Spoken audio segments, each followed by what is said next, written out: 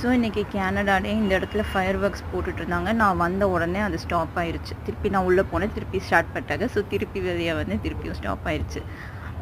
Canada டேக்காக serial light வந்து red and ஒயிட்டாக வந்து செட் பண்ணியிருக்கோம். நார்மலாக ப்ளூ கலரில் இருக்கும்.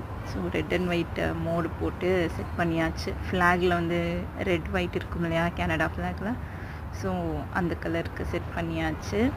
அப்புறம் கிளாஸ் க்ளீன்லாம் பண்ணதுனால வீடு கொஞ்சம் புதுசாக பளபளன்னு இருந்துச்சு.